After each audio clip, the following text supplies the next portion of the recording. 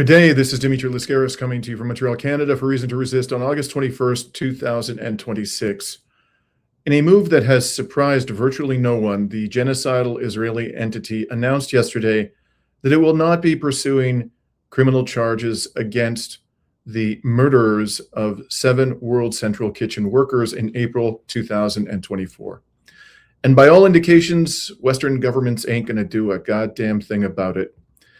In this report, we'll explain to you why this case is so egregious, and we will also update you on some recent and related news in the region of West Asia. But before we get into it, please remember to like and share this video if you find it to be informative, and please help us hit the threshold of 200,000 subscribers before the end of August, the 2-year anniversary of Reason to Resist, by subscribing if you are not already a subscriber.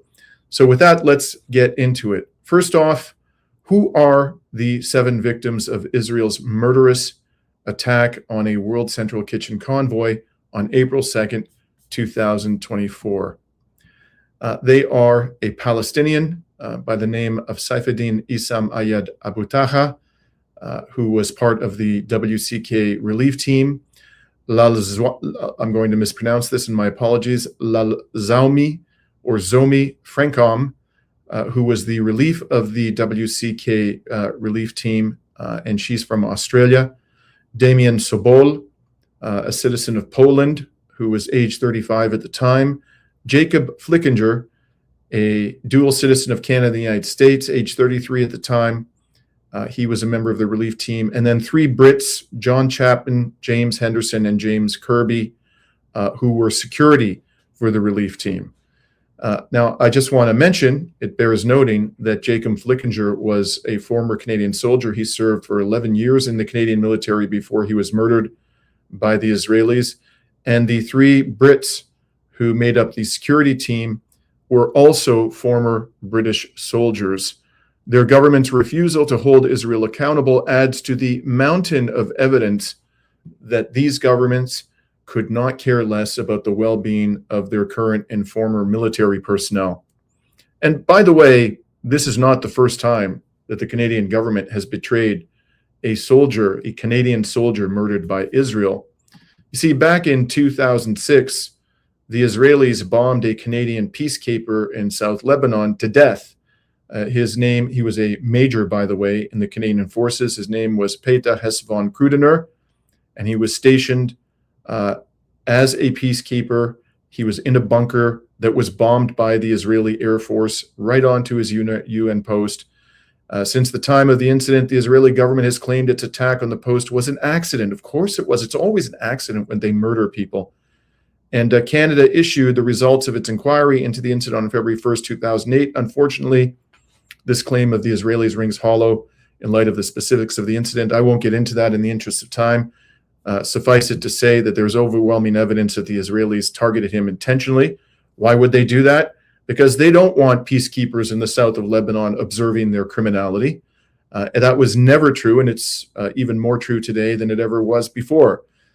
And so, as you can imagine, the Canadian government did nothing other than complain, nothing meaningful to hold Israel accountable. Now, I would like to, just so you understand the gravity of this case, spend a little time going through the excellent investigation that was done by the Sanad investigative unit of Al Jazeera back in 2024. As you can see, this was published in that year, and as Al Jazeera announced at the time, the Sanad investigation has found that the attacks were in fact intentional, basing the research on open source information, witness testimonies, and images from the site. A chronological and geographical timeline of the events was constructed, and you can see there a map showing a route parallel to the coastline in Gaza, along which this 3-vehicle convoy was traveling at the time of the attack. So this is what the Sanad investigation unit concluded. WCK said in a statement on Tuesday that its workers had been leaving the Deir al-Balah warehouse after delivering 100 tons of food aid, and that, quote, despite coordinating movements with the Israeli army, the convoy was hit, close quote. The shelling targeted 3 vehicles belonging to one WCK, one at a time. So it's not like an errant bomb hit one out of the three vehicles. They took out all three vehicles in succession. And two of them were armored and one was unarmored, killing 7 relief workers of various nationalities. Hassan al-Shorbagi, a displaced Palestinian who lives with his family near the bombing site, about 4.7 kilometers from the warehouse, told Al Jazeera the first car was hit by a projectile, completely burning it. This is consistent with the image of the burned armored car. According to al-Shorbagi's testimony, the injured were transferred from the first targeted car to another armored vehicle to expedite their transport. Now, I just want to pause there. I stood at the edge of Gaza in that year, as a matter of fact. It was around the same time. I believe it was in Ramadan, during Ramadan, just probably a couple of weeks before this happened.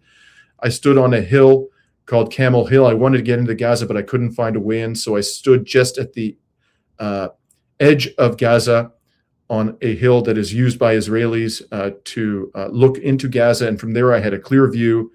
I stood there for the entire day filming, and I can tell you that there was a constant presence of drones in the sky over Gaza. And that has always been true, pretty much, from the time Israel began its blockade on Gaza, if not before then. It certainly has been true throughout the genocide. Why do I mention this? Because it's inconceivable that the Israelis didn't see through drone surveillance or by other means that the injured were being transported from one vehicle to another, that they had hit one vehicle and it was being transported. So let's continue here. A statement from WCK confirmed that the convoy left its warehouse in Deir al-Balah, shown on Google Maps at certain coordinates, and headed towards Rashid Street. The distance along the route from the warehouse to Rashid Street was about 3 kilometers, and the first car was targeted about 1.7 kilometers down the road. The Sanad investigation found the second vehicle was targeted approximately 800 meters away from the first. The third car was targeted about 1.6 kilometers away from the second car based on its location after being bombed. Images taken from the bombing site shows that the vehicles were clearly marked on their roofs and windshields as belonging to WCK. Again, with the drone technology that Israel has and the ever-present drones in the skies of Gaza throughout this genocide, it is inconceivable that they did not see the markings of WCK on these vehicles. And these markings, as the Al-Sanad unit found, indicated that they were in compliance with Israel's requirements. And as WCK confirmed, there had been prior coordination between WCK and the Israeli army about the movements. I simply cannot stress enough that this leaves little doubt that they were executed knowingly by Israel. And when I say knowingly, with knowledge that they were WCK workers. Now, I've put up on the screen here an article published several months later by Al Jazeera, November 2024, which announced that Israel had killed another 3 World Central Kitchen aid workers as it pounded Gaza. And if you look down at the bottom here, the first paragraph of the article states the Israeli military killed 3 workers with WCK and at least 2 other people in an airstrike on a vehicle in Khan Yunis, southern Gaza, in what was the 3rd deadly attack on the aid group this year. In 2024 alone, they killed on 3 separate occasions aid workers of World Central Kitchen, leaving really no reasonable doubt that they were intentionally targeting the humanitarian workers of this organization. The fact that they did so repeatedly, I think, only adds to the overwhelming evidence of intentionality. Why would Israel target humanitarian workers? Well, that doesn't require a lot of imagination to understand. The answer is obvious, in fact, because Israel wants to drive all humanitarian aid organizations out of Gaza so that it can complete its extermination of Gaza's Palestinian population and by gradual starvation, lack of medical aid, and other humanitarian assistance. Also, the humanitarian workers are witness to Israel's depravity, it's barbarism, and that is another motivation that Israel has to force them to remove their personnel from the Gaza death camp. Now, let's examine the, pathetic is really not strong enough a word. I struggle to find appropriate adjectives. The response of Western governments to this utter travesty of justice. The British, Australian, and Canadian governments issued a joint statement yesterday, and I'm going to take you through that in some detail. These three governments, by the way, they put out their own statement. Poland apparently is dealing with this separately, although as far as I can tell, there's no material difference.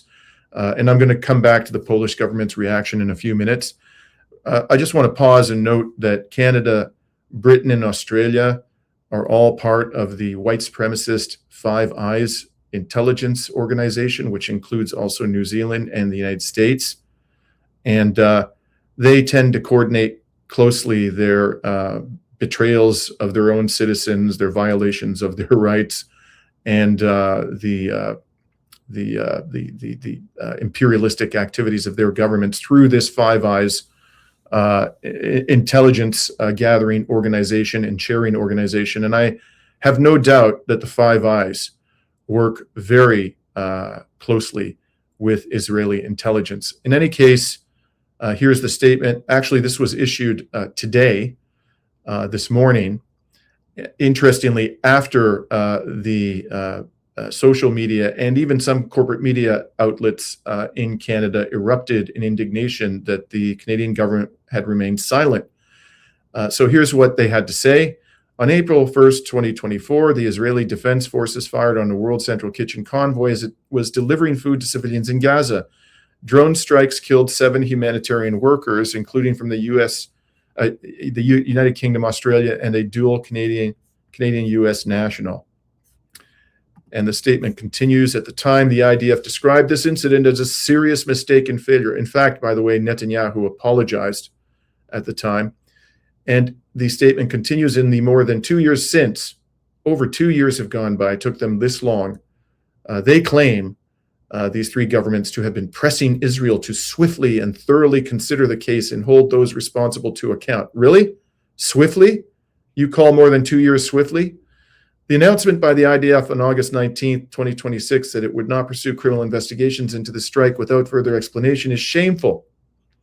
Announcing this decision on World Humanitarian Day while the world honored the courage and sacrifice of humanitarians was particularly egregious. It was worse than egregious. It was Israel showing Western governments 2 big, fat middle fingers. That was as much of a fuck you as you can possibly imagine.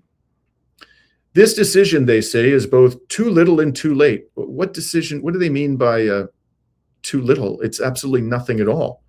The victims of this incident and their families deserve justice and accountability, and we will continue to seek answers on their behalf. My ass, you will. The World Central Kitchen attack is one of countless incidents in Gaza where there has been no accountability.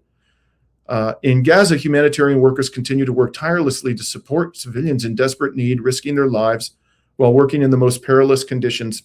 Those conditions, as these governments well know, the peril is created entirely by Israel. Despite the fragile ceasefire, it's not a ceasefire, it's not fragile, it is a complete fraud. Gaza remains the deadliest place to deliver aid, with 186 humanitarian workers killed in 2025. Israel must comply with its obligations under international humanitarian law and must do more to ensure that humanitarian staff can carry out their work safely. Lessons must be learned from this tragedy. 3 times they use the word must, as if using the imperative is somehow going to change Israel's behavior without any penalties being imposed after decades of complete and utter impunity and indifference to the empty, worthless, rhetorical demands of Western governments. There is no indication whatsoever that this faux indignation is going to be accompanied by any meaningful cost being imposed upon the murderers. And here, in fact, you can see another statement by Canada's foreign minister echoing this empty rhetoric. Her name is Anita Anand. I'll come back to her in a minute. She put out on X yesterday, the IDF's decision not to pursue a criminal investigation into the killing of 7 World Central Kitchen humanitarian workers, including Jacob Flickinger, a Canadian citizen, is, drumroll, unacceptable. That's the strongest word that this ghoul could muster. And she continues, serious failures were identified in the conduct of the strike, and closing the case without further accountability leaves their families without the answers they have sought for more than 2 years. They want more than answers, Minister Anand. They want the murderers to be punished. Humanitarian workers, she wrote, delivering food and other life-saving assistance in conflict zones must be protected. There's that must again. Canada expects international humanitarian law to be upheld and will continue pressing for a full accounting of what happened, along with justice for the 7 workers. Why would Canada expect international humanitarian law to be upheld when Canada and every other Western government refuses to impose any meaningful penalty on the child murdering Israeli regime? That is a completely irrational expectation. And in fact, I'm quite confident that it is not Anand's expectation, nor is it that of Prime Minister Goldman Sachs, her boss, Mark J. Carney. Now, I happen to know Anita Anand personally. Why is that? Because when I was practicing securities class actions on a full-time basis, she was a professor at a law school in Toronto who specialized in capital markets regulation. And in fact, she and I sat on a panel together around that time, advising the Ontario Securities Commission about a new whistleblower protection program that it was putting together. Frankly, I never was particularly impressed with her as a human being. She was a reasonably good legal academic. I'm sure she has a firm grasp of the legalities of the situation here. And I'm referring, of course, to the genocide and Israel's relentless war crimes and crimes against humanity. But I never imagined that she was as depraved as this. She has consistently and repeatedly adopted positions that are absolutely reprehensible in terms of foreign policy, Canadian foreign policy. For example, the government she represents has been almost completely supportive of the criminal war of aggression on Iran, which was not only a crime against humanity and has caused incalculable suffering, but has brought the global economy to the precipice of crisis and collapse. Her government was behind that. And I'm going to come back to a couple of aspects of that in a moment. In any case, I managed to track down Minister Anand earlier this year at a conference at a posh hotel in Ottawa and confronted her on her utter complicity in Israel's sadistic crimes. And here's what happened. Minister Anand, when are you going to stop arming Israel's genocidal regime? When are you going to stop arming the genocidal regime of Israel, Minister Anand? Do you believe that the attack on Iran is legal? Are you not a law professor who knows the UN Charter, Minister Anand? Do you have nothing to say about your criminality, Minister Anand? As you can see, she scurried away like a rat, didn't even attempt to answer any of my questions, and one of her aides did everything possible to prevent me from videotaping her. Such is the sordid reality of Canada's foreign minister. Apparently, my intervention had no effect on her attitude towards the child-murdering Israeli regime. Now, in my defense, it must be said that it's hard to cause a human being to feel responsible, guilty for their depraved behavior when they have no conscience. But I digress. Now, it's instructive to compare Canada's response to this travesty to Canada's recent responses to events in other conflict zones. Here is a recent statement by Prime Minister Goldman Sachs regarding attacks on the United Arab Emirates, or alleged attacks by the United Arab Emirates on the United Arab Emirates by Iran. And Carney said, Canada strongly condemns. That's not language that Anand used to describe Israel's murder of 7 humanitarian workers, including a Canadian citizen, she said unacceptable. But Carney gets really worked up when the Iranians attack a dictatorial state regime that is facilitating a war of aggression on Iran. And he went so far as to say the United Arab Emirates dictatorship, by the way, is one of the world's worst human rights abusers. And he's such a shameless clown that he said, we stand in solidarity with the dictator Mohammed bin Zayed and the people of the UAE and commend defensive efforts to protect civilians and civilian infrastructure. The attacks have not been on civilians in the UAE. If Iran wanted to kill civilians in the UAE, there would be a large civilian death toll, and there isn't.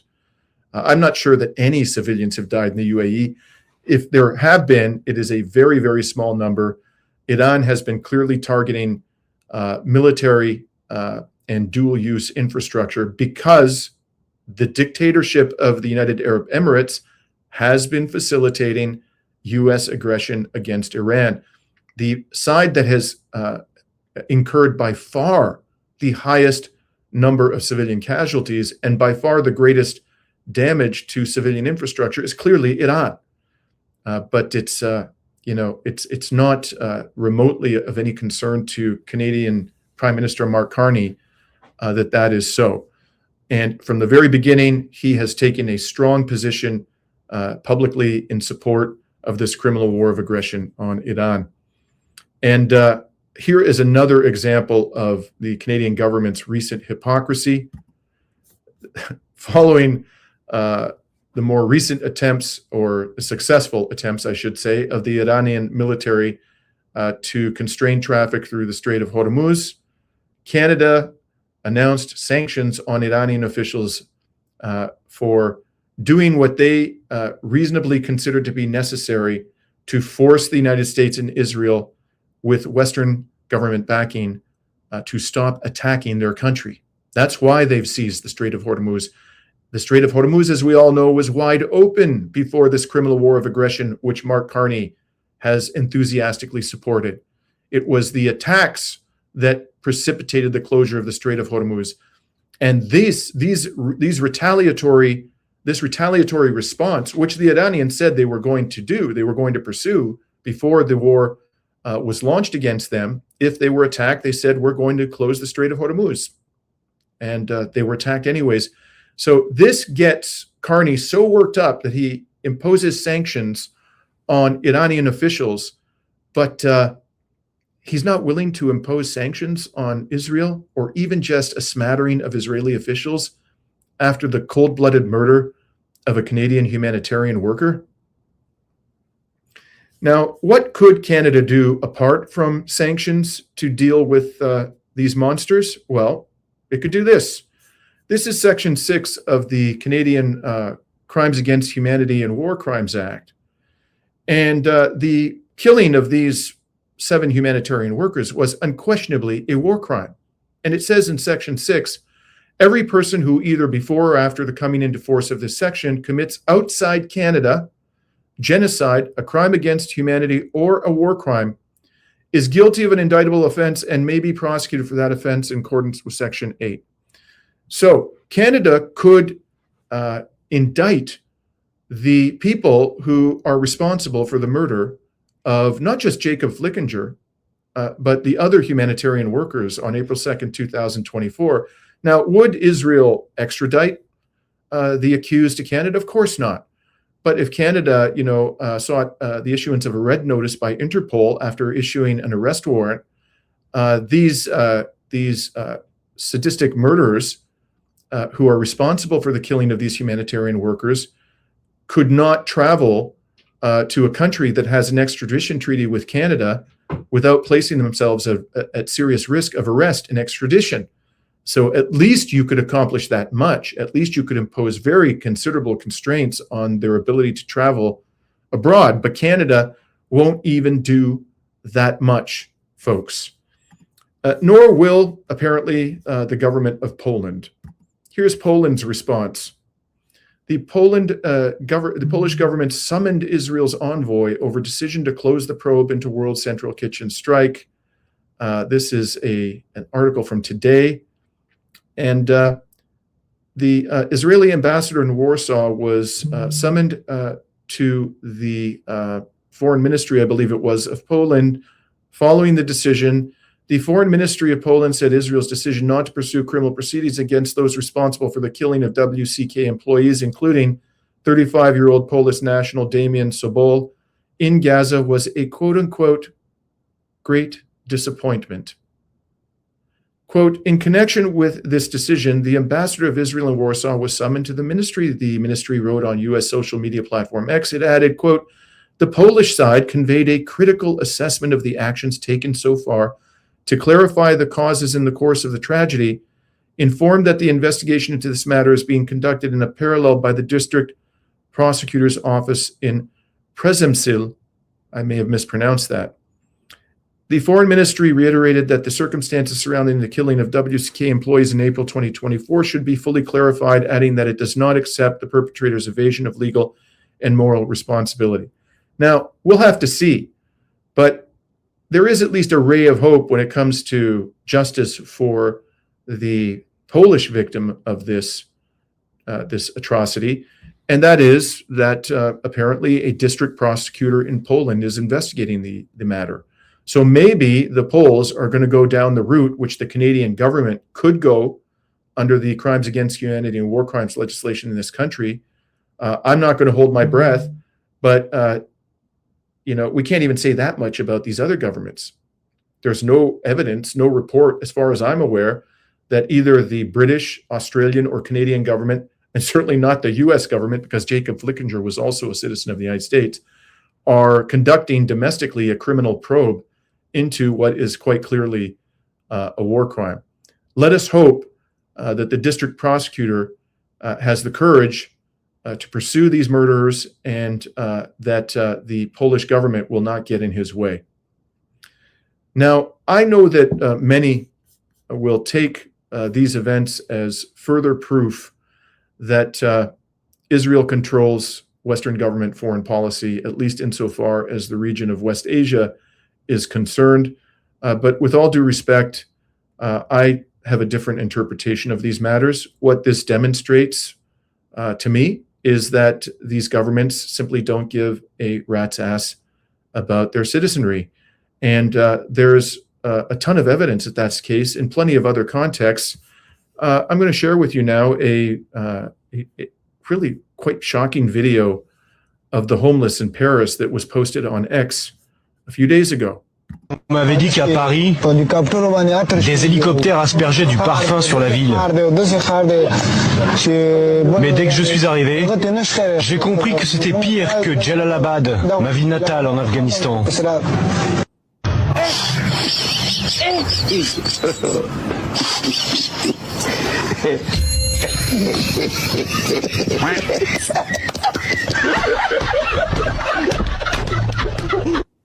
Et comment vous voyez votre avenir dans le futur? Je ne vois pas, je ne prévois pas d'avenir. Now, I don't know why there was laughter there. I'm not entirely sure. Certainly, there's nothing remotely humorous about what we just saw. Just for those who didn't understand, who don't speak French, the person commenting in the first part of that video is apparently a native of Afghanistan who is now in Paris. And what he was saying is that once he arrived and saw these scenes of homelessness, he realized that it was worse in Paris than it was in his native city of Jalalabad.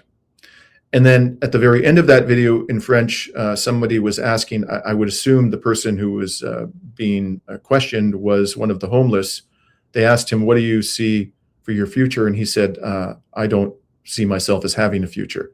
Now, all of us walking around any major Western city can see scenes like this nowadays. In some Western cities, they're even worse. So, for example, in Los Angeles, than what you saw here. And this persistent crisis of homelessness, which is getting worse by the day in the West, this has really nothing to do with Israel. It isn't because of Israel that Canadian government, the US government, other Western governments are pursuing policies that exacerbate homelessness and refusing to do what is necessary and possible to bring it to an end with all of the wealth that these governments have. It is because of Israel. It's because they just don't give a damn about the citizenry. But we can find a legion of examples of this. So what we're seeing here is not, deference to Israel. It's just they don't care about their own citizens, including their own military personnel. When they do speak up about the alleged crimes of other states, it's not out of a concern for their own citizens. It's because the states in question are refusing to bend the knee to Washington and to the economic and political elite of the collective West. So they cynically invoke human rights in those cases because these governments are getting in their way of their goal of being the masters of the universe. That's why. So ultimately, that's exactly why they support Israel, because Israel advances their goal. It is their rabid attack dog in the region of West Asia, their goal of dominating the resources and the trade routes of this region. That's what this is all about, folks. They control Israel. Israel does as they wish them to do. They are the ones who are ultimately responsible for the murder of these 7 workers of World Central Kitchen. Now, before I conclude today's report, I wanted to share with you some related news just briefly. It was announced today or revealed today that Turkey has issued an arrest warrant for Israel's Netanyahu. The article says the international arrest warrant is part of an investigation into Israel's interception of an aid flotilla for Gaza, Justice Minister Akin Gurlik announced Friday on X. Well, my first response to this is, Turkey, where have you been for the past 3 years? And why are you limiting this to an attack on the aid flotilla? Why are you not, and did you not, indict Netanyahu back in late 2023 for genocide? And furthermore, this might be Turkey's attempt to, Turkish government's attempt to convince us that it is, in fact, taking radical action now to put a stop to the genocide in Gaza. If you've watched my recent episodes, you will know that a couple of weeks ago, the Turkish foreign minister said that if Israel doesn't get out of the Gaza Strip, Turkey was going to take, quote unquote, radical action. So I don't know whether this is intended to be that action, but there's nothing radical about this, folks, because there is no hope that Netanyahu is going to be extradited to Turkey. And Netanyahu is already under indictment by the ICC. He is already at risk of being arrested in a state that is a party to the Rome Statute of the International Criminal Court. And despite that fact, his behavior hasn't changed one iota, as far as anybody can tell. He has continued to behave like a satanic monster. And that arrest warrant has been outstanding for quite some time. So there's no reason to believe that this measure is actually going to change Netanyahu's behavior or impose upon him restrictions to which he is not already subject by virtue of the ICC warrant. And I'm sure that the Turkish government is intelligent enough to understand all of this. Let me tell you what true radical action would be. True radical action would be for Turkey to send a naval armada to accompany the next Gaza aid flotilla to the Gaza Strip, and to announce beforehand that it's not sending them with any hostile intent. It's not going to fire upon any Israeli military positions or any Israeli military vessels as long as its armada is not fired upon, and that it will only fire back in self-defense. Could make that announcement, send a naval armada. Let me tell you something. If it did that, and particularly if its partners in the Mecca Defense Alliance announced a few weeks ago joined in that armada, I'm talking here about Saudi Arabia and Pakistan, I very much doubt that the Israelis would fire upon that naval armada. They have more than enough to deal with in Iran and its allies in the axis of resistance. The last thing they need is to go to war with the Mecca Defense Alliance. But no, folks, there's no indication whatsoever that Turkey or any other member of that defense pact will lift a finger militarily to stop the ongoing genocide in Gaza. Now, just in case some of you are wondering out there whether I'm being unfair to the Turks because I'm a Greek and I'm somehow biased against them, I can assure you that nothing is further from the truth. In fact, I think that Greece's government is even worse than the Erdogan regime when it comes to dealing with Israel and its genocide, because at least the Turks are willing to call it out as a genocide. Greece's government won't even do that much. And I'll show you just how reprehensible the situation is.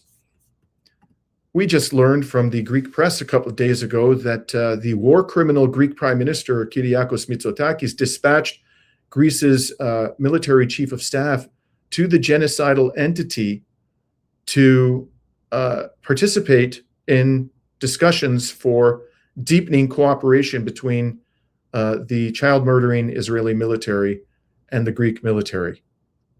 And this, by the way, despite the fact that a Pew poll this year showed that 65% of Greeks have an unfavorable attitude towards Israel and only 30% have a favorable attitude. And by the way, the vast majority of those people, the 30%, had a somewhat favorable attitude. Only a very small proportion, I think it's less than 6% of Greeks have a very favorable attitude towards Israel. And those are the ones who tend to be on the far right and who are obsessed with, Turkish aggression, who think somehow aligning ourselves with these monsters in Israel is going to protect us from Turkish aggression. I can assure my fellow Greeks that the last thing Israel is willing to do is to send its military personnel to fight alongside Greeks in the event that there's a hot war between Turkey and Greece. Although I'm sure that the Israelis would love to see Greece and Turkey go to war against each other on their own soil as a means of destabilizing and weakening Turkey. The last thing I want to talk about, it may seem tangential to the discussion today, but there is an important connection between this news and what I've been discussing during today's report, and that is the recent announcement by the Trump regime that it was going to extend by several days the deadline for imposing 50% tariffs on Canada. It has extended them to August 21st. So in other words, the Canadian government continues to have an economic gun pointed at its head. There are lots of reports coming out which suggest that yet again, in another demonstration that the Canadian government could not care less about ordinary Canadians, it is going to make a raft of severe concessions to the Trump regime. And I think Canadians are about to find out, have a rude awakening, those who have a favorable opinion of Mark Carney, that this man is as abject a vassal of Washington as we have ever seen in Ottawa. We already have plenty of indications of that. When Trump demanded that Canada rescind a piece of legislation it intended to adopt called the Digital Services Act, which was going to force big tech companies to have to pay some taxes in Canada. When Trump made that demand, within a matter of days, the Carney government complied. And of course, a much more portentous concession was the Carney government's decision to raise Canadian military spending to the ruinous and stratospheric level of 5% of GDP, just because the orange monster in the White House demanded it. That is going to eventually bankrupt this country and is going to force this country to eviscerate the already greatly weakened social programs in Canada. That was a huge betrayal of ordinary Canadians. And it was done with virtually no public debate. So we have, and I've only given you two examples here, the Digital Services Act, military spending. In essence, whenever Donald Trump says, jump, Mark Carney snaps at attention and says, how high, sir? So I have a lot of concern about what we're going to learn when these negotiations are concluded, quite possibly in a couple of days' time. For now, folks, that is my report for today, August 21st, 2026. Please stay safe out there. And we'll be back to you tomorrow when we interview Eve Engler, our friend, author, and activist, about some of the latest shenanigans of Mark Carney's government.